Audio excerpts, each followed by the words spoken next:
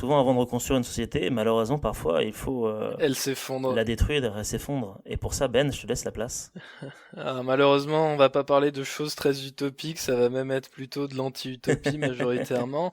Et oui, parce que c'est malheureusement, enfin c'est heureusement et malheureusement, j'en parlerai, le lot eh bien du post-app. Alors moi, pourquoi je suis là aujourd'hui? Dans les grandes lignes, bon maintenant vous le savez, je viens une fois de plus pour vous présenter un autre sous-genre de la SF. Comme le veut la tradition, Eh j'ai oui. choisi celui, ouais, je l'ai choisi non pas pour des raisons de pertinence, hein, parce que sinon, comme vous le savez, et je le dis à chaque fois, j'aurais commencé par l'anticipation, ça aurait été beaucoup plus simple. Non, je l'ai choisi pour des raisons de préférence, en fait, voilà, c'est purement personnel. Je vais vous parler d'un sous-genre que vous connaissez tous. Alors, je suis prêt à parier que vous avez déjà vu apparaître inopinément dans votre vie culturelle. Je vais vous parler de post-apocalyptique, aussi connu sous le nom de post-apo, aussi connu sous le nom de post-ap. Ouais, et toi, t'es plutôt post-ap, c'est ça, que post-apo. Moi, je suis plutôt post-ap et j'ai jamais trop compris le post-apo dans la mesure où post-ap est plus court, tout en gardant sa pertinence et son intelligibilité.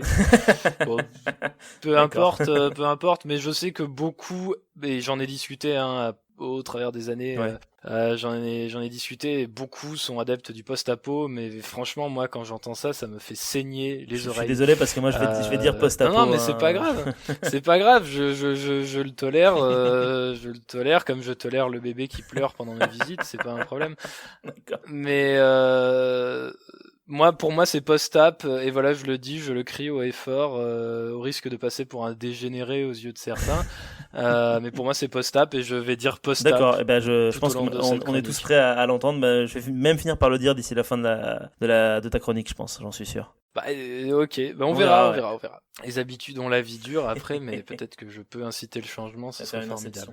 inception. Alors, le post-apocalyptique, qu'est-ce? C'est quoi? Est-ce que j'ai vraiment besoin de l'expliquer? C'est après l'apocalypse. Ouais, voilà, franchement, post-apocalyptique, tout est dans le Bah nom. oui, c'est pratique. Tout est dans le nom, hein. Enfin, rassurez-vous, non, non, tout est pas forcément dans le nom, sans quoi cette intervention serait déjà finie. Et vous seriez en ce moment en train de faire autre chose, et moi aussi d'ailleurs. Et comme vous pouvez le voir, je suis encore en train de parler, je suis toujours là, donc c'est que très clairement, tout n'est pas dans le nom, même si c'est vrai que beaucoup l'est.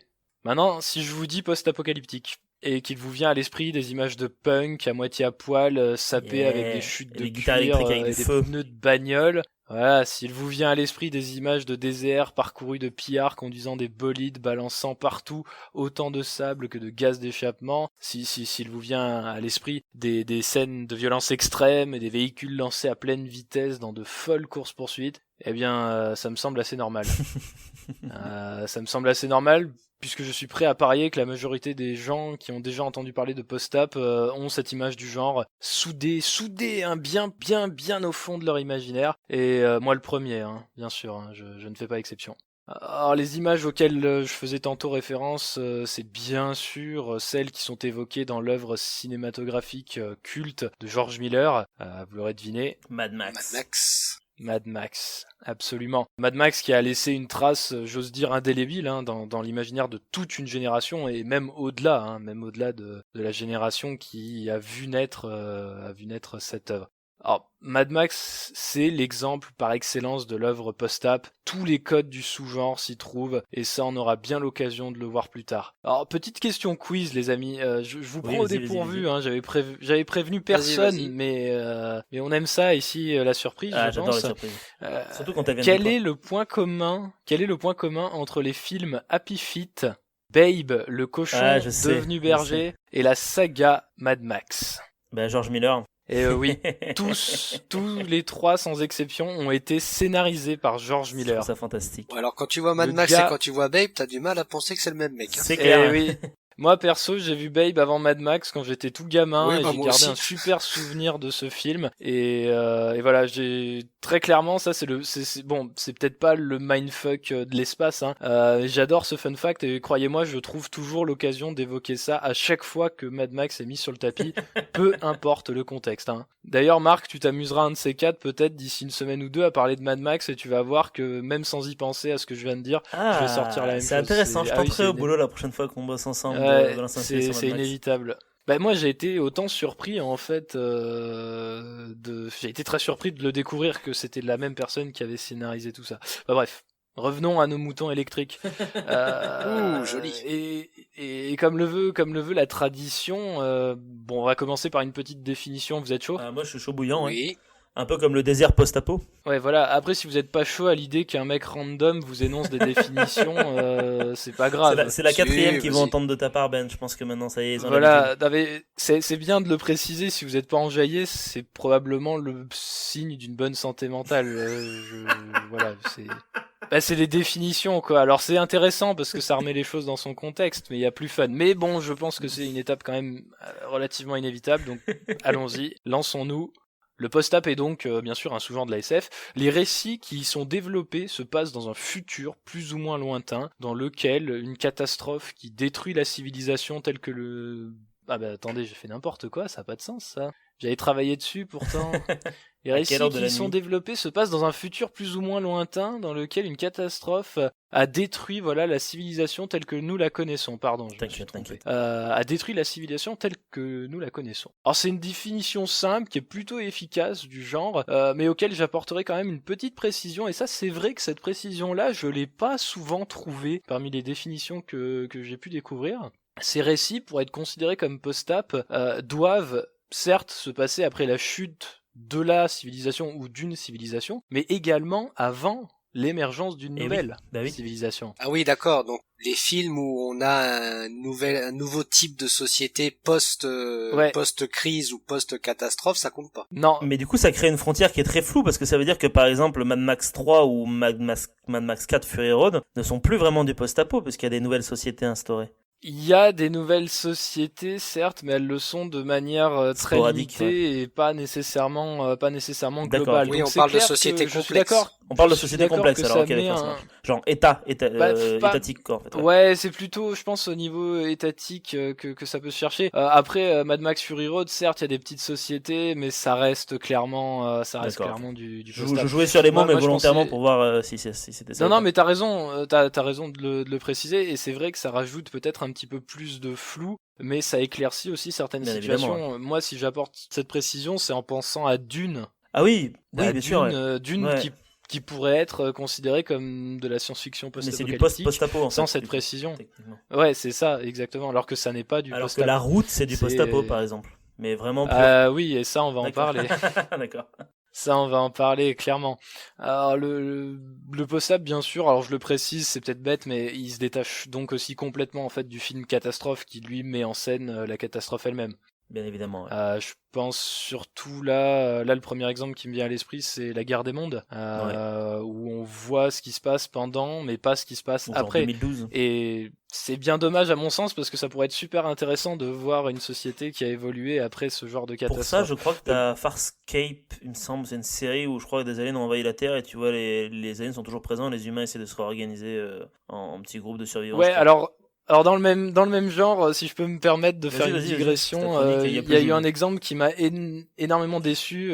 Moi, un des premiers films de science-fiction que j'ai vu, qui est un science-fiction, c'est de la science-fiction de catastrophe là pour le coup, ça mêle science-fiction et catastrophe. C'est Independence Day. Ah oui, tu veux parler de Independence Résurgence. Day, oui. C'est un des premiers films que j'ai vu et à la fin on voit bien sûr tous les vaisseaux s'écraser un peu partout sur Terre. Et bah putain, moi je me souviens, j'avais 8 ou 9 ans quand je l'ai vu et je me suis dit mais ce serait énorme qu'on voit ce que va devenir la Et société est-ce que humaine. t'as été ravi pour alors- Independence Day 2 alors du coup? Et ben justement, on va en parler.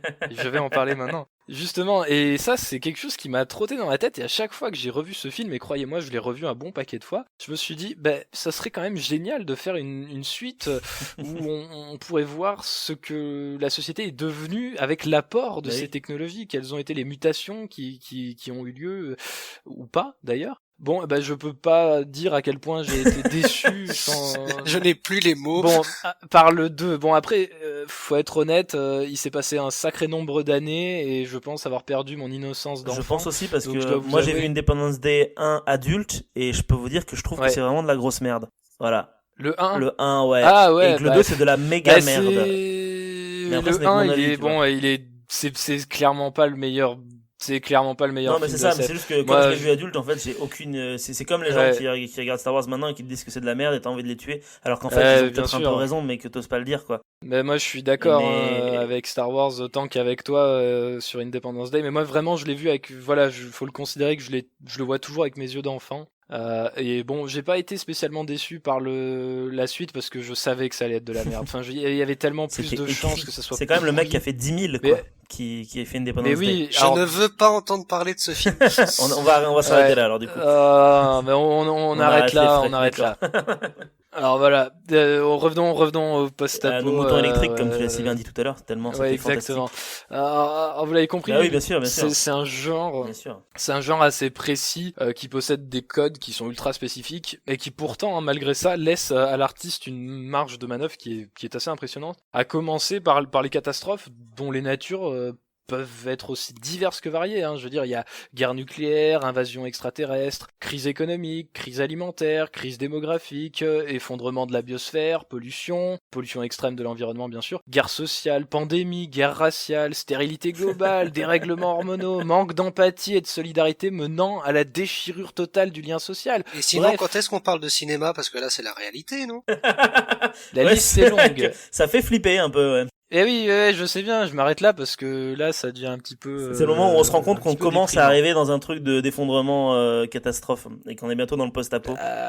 Assez probable, mais ne désespérons pas parce que ça aussi on va pouvoir y revenir à ce sujet un petit peu plus loin. Alors il est à noter que la catastrophe, qui semble au premier abord avoir un rôle central dans le récit, en fait n'est le plus souvent pas le sujet central de l'œuvre du tout. Mais en réalité, c'est souvent plus qu'autrement, c'est un prétexte en fait. C'est un prétexte, c'est l'élément perturbateur menant à une situation socio-historique précise dans laquelle un auteur peut développer son récit et les thèmes qui lui tiennent à cœur. Faut pas voir la catastrophe comme étant un thème central, parce que si c'était le cas, ce serait un roman de science-fiction de catastrophe. Ce qui est pas le cas du tout. Alors ça, je pense que c'est pas mal de le préciser. Il y a d'ailleurs des œuvres post-ap qui sont cultes et qui ne s'embarrassent ni de définir, ni de nommer la catastrophe en question.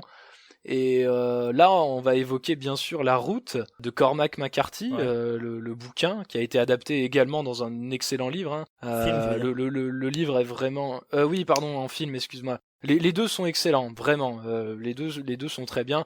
La Route, si vous voulez le lire, c'est 120, 130 pages, ça se lit super rapidement.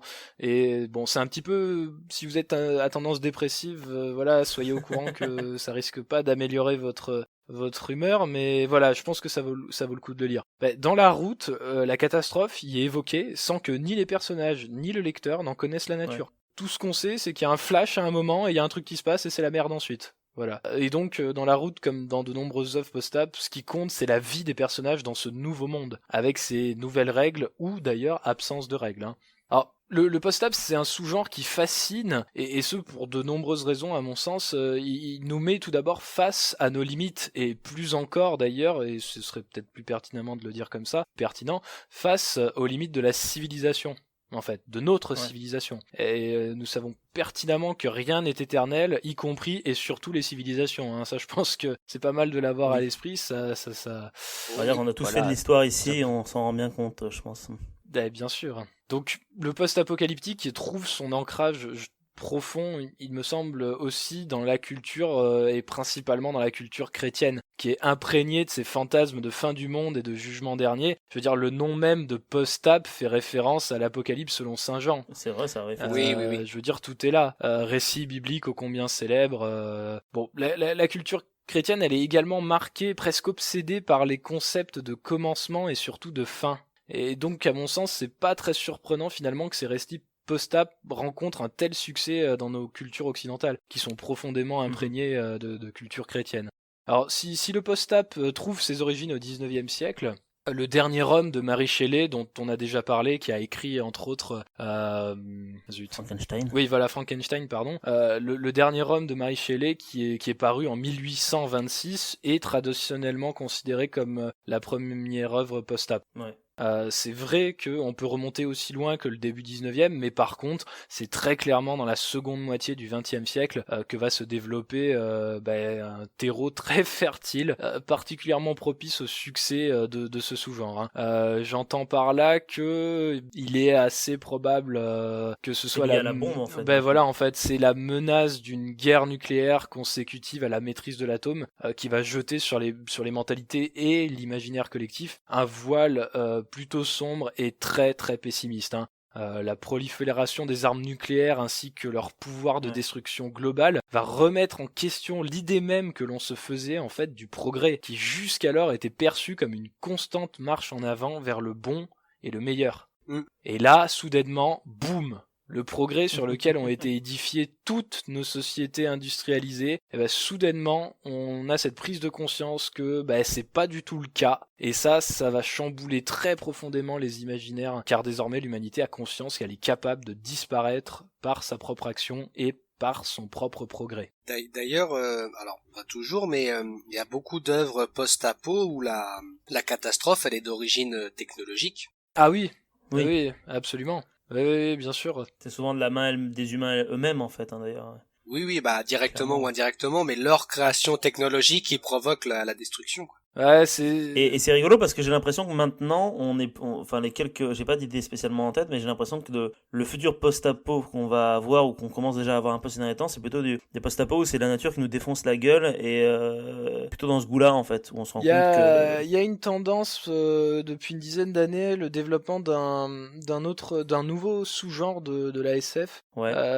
J'ai plus le nom en tête en fait. C'est un nouveau sous-genre alors du coup alors. Ouais, je vais vous dire un nom. Je suis pas sûr que ce soit le nom officiel de ce sous-genre, mais ça va vous parler. C'est le biopunk. Ah, le biopunk. Je pense pas que ce soit le nom tout à fait, mais je pense que ça vous parle si je dis ça. Je pense que vous voyez où je veux en venir. Bah écoute, ça existe. Le biopunk est un courant littéraire né à la fin des années 90. C'est un dérivé du cyberpunk. Ouais, voilà, il s'agit d'un néologisme né de la concertation entre biotechnologie et cyberpunk. Les thèmes principaux tournent autour des technologies du vivant qui prennent à notre époque une grande importance. Ouais, voilà, c'est ça. Voilà. Merci Wikipédia. Le clonage, la transgenèse, etc. D'accord, ok. Ouais. Voilà. Il y a ça, si ça vous intéresse, et clairement c'est la mouvance actuelle. Clairement on est parti pour avoir je pense pas mal d'œuvres qui sont. C'est déjà le cas, je veux dire, c'est déjà en train de se faire. C'est en train de se passer. Mais oui, comme tu le dis, c'est clairement ça va être central. D'accord. Alors le post-app, pour y revenir, c'est aussi une occasion en or en fait de mettre en scène des cadres sociaux radicalement différents de ceux qu'on connaît. Le type d'univers, comme tous les univers de science-fiction d'ailleurs, stimule l'imagination. Je veux dire, là en l'occurrence, ça nous ramène aussi à des choses qui sont plus terre à terre, plus viscéralement ancrées dans notre nature humaine, je dirais. On y parle de survie, on y parle de relations sociales, de coopération, de conflits, de ressources vitales, de leur gestion. On parle de mutation sociale, de syncrétisme culturel, et bon, j'en passe, on pourrait continuer la liste et elle est très longue. Maintenant, je vais évoquer une des raisons, cette fois qui est plus personnelle, mais je soupçonne qu'elle soit aussi à l'origine du succès en fait du post-app. C'est une des raisons principales qui ont fait que je me suis passionné pour le post-app. C'est le nouveau départ. C'est cette notion de nouveau départ, de table rase, qui est à mon sens vraiment au cœur même du genre. Cette table rase du passé, place au nouveau départ, au nouveau commencement. Peu importe qui t'étais dans l'ancienne civilisation, maintenant tu peux te créer qui tu veux être. Exactement. Et ça fait écho à ce qu'on disait tout à l'heure avec le débat d'une certaine manière un peu en plus. Ah oui, c'est clairement, je pense que c'est un thème. Moi perso, j'ai été très fan de post-app. Je le suis toujours, mais j'ai été vraiment fasciné, voire obsédé par ça à une période de ma vie où j'étais pas très bien, tu vois. Ouais. Où je savais pas trop quoi faire de ma vie, où j'étais carrément paumé, borderline dépressif. Je pense que ça me donnait en fait l'occasion de rêver à une vie meilleure, à ce que je pourrais être si les choses changeaient radicalement autour de moi. Et je pense vraiment ne pas être le seul à être tombé entre guillemets là-dedans, sans que ce soit négatif. Mais je trouve toujours que c'est vraiment fascinant. Alors je vais citer un exemple qui est ultra connu. On va retourner à Mad Max. C'est dans Mad Max 3, c'est ça, non ? Ouais, voilà, on va pas parler du meilleur Mad Max, on va parler du 3. Et cette scène, elle est vraiment intéressante. C'est le personnage d'Entité qui est interprété par Tina Turner qui va confronter en fait Max sur qui il était avant, sous-entendu avant la catastrophe. Et elle lui répond finalement ensuite qu'elle n'était personne, qu'elle était une ratée, une moins que rien, qui pourtant maintenant a réussi à se forger un rôle de leader. Elle est devenue en fait quelqu'un de très important, là où avant elle aurait probablement stagné en fait au pied d'un ascenseur social probablement en panne. Et c'est cet apocalypse en fait qui est pour beaucoup de fans envisagé comme un véritable fantasme, l'occasion d'effacer un casier, alors un casier non pas judiciaire mais social, et de recommencer, de détruire les carcans souvent considérés comme oppresseurs de notre société, qui limitent bien souvent et bien trop souvent d'ailleurs à mon sens les mouvements sociaux, et d'ainsi pouvoir s'en affranchir totalement pour atteindre une nouvelle place qui est souvent idéalisée comme bien sûr étant supérieure à l'ancienne, sous-entendu celle que l'on occupe actuellement. Ouais. Alors, avant d'en venir au point suivant, je tiens à dire et à répéter que je suis un grand amateur vraiment de post-ap. Je le suis certes un peu moins maintenant, mais bon, si je précise ça, c'est que je m'apprête à en faire une certaine critique. Une critique qui se base sur un biais, je pense que beaucoup considèrent comme étant un état de fait naturel. Et ce biais-là, c'est la loi du plus fort. D'accord. Et ça me gonfle. Ça me gonfle un petit peu. Voilà, le post-ap se fait trop souvent, volontairement ou involontairement d'ailleurs, le porte-parole d'une philosophie qui a été développée d'ailleurs au XVIIe siècle par Thomas Hobbes. Je sais pas si vous en avez entendu parler. Si. Ouais, c'est très célèbre, pour peu qu'on ait fait un petit peu d'histoire, qu'on ait étudié vaguement la politique, ça revient très souvent sur le tapis, c'est une vision célèbre de l'humanité. Thomas Hobbes, qui dans son ouvrage Le Léviathan traite en fait de l'état de nature et le décrit comme un état mortifère où chaque individu ne lutte que pour sa survie et sa survie seule. Dans ce cadre, chacun va faire tout ce qui est en son pouvoir pour assurer sa subsistance au détriment des autres. Donc voilà, on se grandit en écrasant les autres, on se grandit par la compétition. C'est le fameux côté l'homme est un loup pour l'homme. Oui, c'est ça, violence, vol, force brute, l'état de nature, c'est la fameuse guerre permanente en fait contre autrui, la guerre de tous contre tous. Voilà, c'est la philosophie qu'on peut très facilement résumer. Il le fait très bien d'ailleurs Hobbes avec la fameuse locution latine Homo homini lupus est. Ouais, je t'ai grillé la place du coup tout à l'heure. Tu m'as grillé la place ? Je te laisse le traduire en français. L'homme est un loup pour l'homme. L'homme est un loup pour l'homme, exactement. Ouais. Dans le Léviathan, Hobbes soutient que c'est l'encadrement des relations humaines par l'État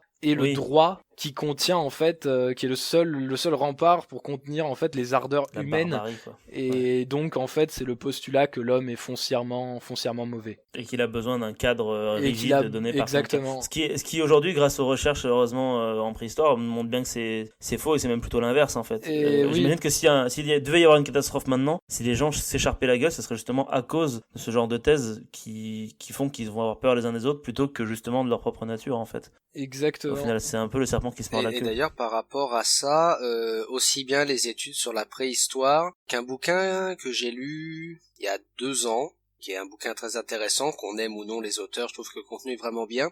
C'est un bouquin qui a été écrit par Pablo Servigne et Gauthier Chapelle. Donc Pablo Servigne qui est connu pour être un des théoriciens français de l'effondrement. Ouais, de la collapsologie. La collapsologie, exactement. Ouais, bien et sûr. alors qu'on soit d'accord avec lui ou non, c'est pas le souci, mais je trouve que son bouquin, donc le deuxième bouquin qu'il a écrit avec Gauthier Chapelle, donc L'entraide, l'autre loi de la jungle, ouais, bien sûr. cache justement ce mythe hobbesien de l'homme bestial, l'homme qui sans société va forcément chercher à buter son voisin, à lui prendre tout ce qu'il a.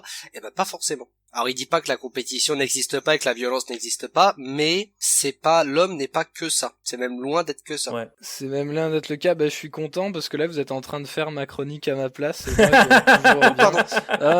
Non mais c'est cool, ça prouve qu'il y a un fil conducteur et que ça roule. Oui, mais si tu veux, t'es doué en vulgarisation, il faut croire ça. Peut-être que c'est ton métier. Je suis clairement d'accord. Ce livre, je vous l'avoue, je l'ai pas lu, mais j'en ai entendu beaucoup parler. Et j'en ai discuté, j'en ai débattu avec certaines personnes et on le voit de plus en plus, et comme tu le dis, les études sur la préhistoire ou même de manière générale, les études sur les relations humaines tendent à assez invalider les théories hobbesiennes. Alors pas totalement les invalider parce qu'il y a bien de la violence dans nos sociétés, il y a bien des choses, des saloperies qui se passent, ça c'est clair et net, mais il semblerait que finalement, je pense qu'on peut à peu près clore le grand débat historique. Enfin, le grand débat, on a voulu opposer deux philosophes qui ne se sont jamais rencontrés et qui n'ont pas été contemporains, ou alors très peu.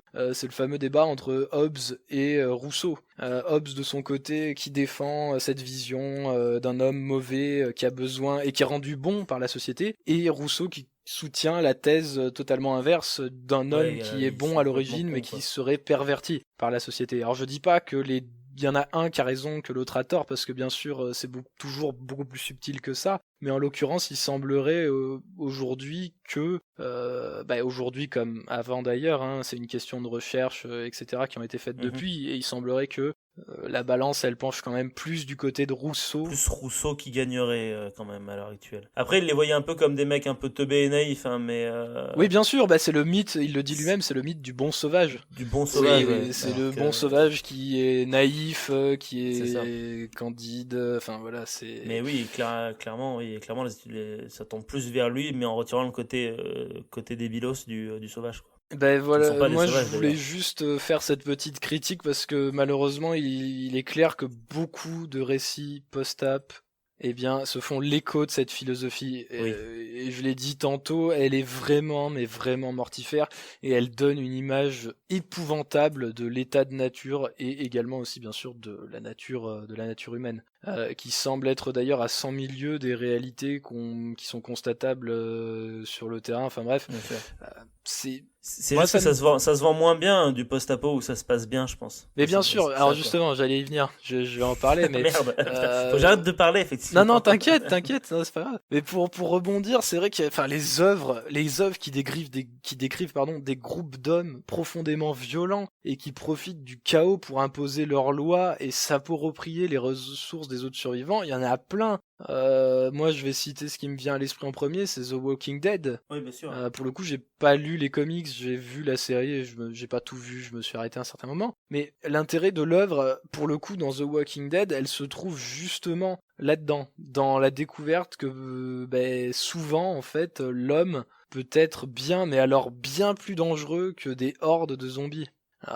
Voilà, c'est à coup de trahison, de massacre, les règles du jeu ont changé, et là pour le coup dans The Walking Dead c'est très clair, c'est la loi du plus fort qui s'est imposée. On revient à l'homme et un loup pour l'homme. Alors je sais bien hein, que si dans les récits post-ap tout se passait bien et que tout le monde vivait en harmonie, on se ferait grave chier. Oui, c'est ce que j'allais dire. On se ferait chier de ouf. C'est que la violence est vendeuse aussi, hein. C'est le point sur lequel je voulais rebondir quand t'allais avoir fini. C'est que dans le cas de Walking Dead ou des films post-ap qui sont ultra violents, enfin qui montrent plutôt une société ultra violente, c'est que au cinéma la violence fait vendre. Et que oui, bien sûr. Les spectateurs, mais même moi le premier, bien malheureusement, on est plus apte à aller voir quelque chose de violent, de sombre, etc., que quelque chose, on nous dit non, regardez, ils ont fait un petit potager, ils ont irrigué, ils ont de l'eau, tout va bien.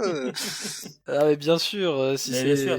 Et d'ailleurs, on a même tendance en ce moment à trouver que tout s'édulcore un petit peu et que la violence est de moins en moins montrée telle quelle au cinéma. Mais c'est parce que le cinéma ça reste une fiction, donc c'est vrai que c'est cool entre guillemets d'avoir une bonne scène de baston, une bonne scène de course-poursuite dans le désert avec des punks qui boivent de l'essence et qui le crachent dans leur moteur. Là aussi, voilà, bien sûr. C'est pour ça qu'on va voir Mad Max, merde. Et pour la guitare en feu aussi. Du coup, le fait d'avoir dit ça, le fait d'avoir dit que si tout le monde vivait en harmonie, on se ferait chier, ça pose le pourquoi de cette critique. Finalement, oui, si j'admets que faire cette critique, c'est un petit peu hypocrite, que ça serait pas intéressant s'il y avait pas un minimum de conflit, etc. Ce que je pense est vrai.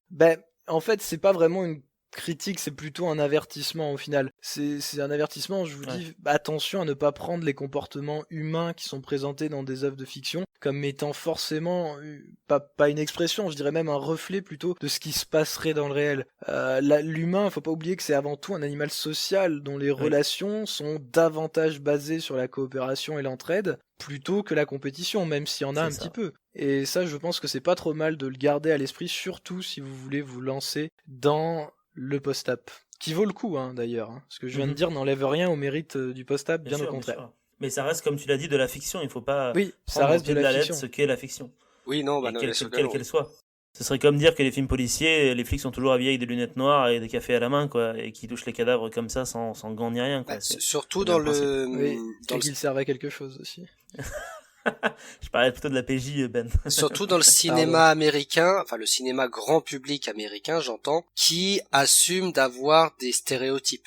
Des personnages très stéréotypés, très caricaturaux. Oh là, oui. Donc Oui. tu regardes dans, ne serait-ce que, tiens, on parlait de Mad Max, dans Mad Max 2, t'as les gentils exploitants de pétrole qui aiment pas trop tuer les gens parce que c'est pas très bien, mais ils aimeraient bien qu'on les laisse tranquilles. Et puis t'as les méchants barbares qui ont une manière de s'habiller et de conduire. Dans la réalité, ils sont tous morts de froid ou d'une connerie Ouais, bien sûr. avant que la société n'arrive là. Mais voilà, on a des personnages très caricaturaux qui, comme tu le disais très bien, sont vraiment loin de ce qu'on aurait dans une réalité post-app. Et heureusement, putain. Oui, bah oui, parce que moi je me fous en l'air, hein, franchement, hein, si ça tourne comme ça. Ah bah, ça vaut plus le coup. Après, c'est clair que là, ça devient la misère. Ça devient la misère. Autant participer, du coup, si c'est la misère, et s'habiller en punk aussi, du coup.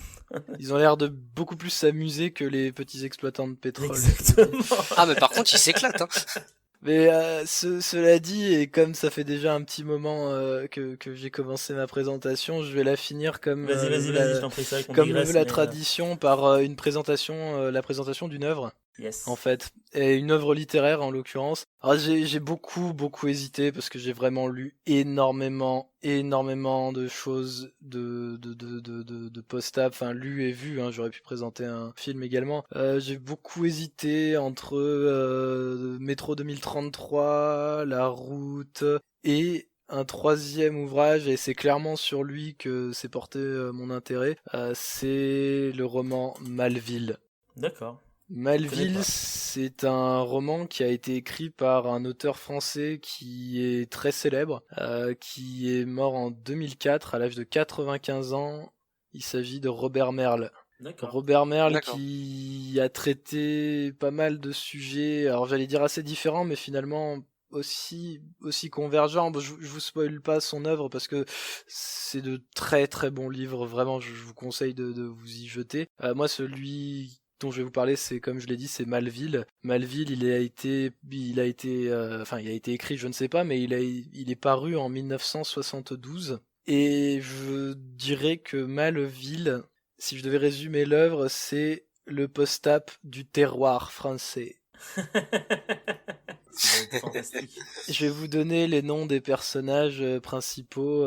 Ça va vous parler. Le narrateur, c'est ah bah zut, y a pas les noms de famille là. Bon, c'est Emmanuel.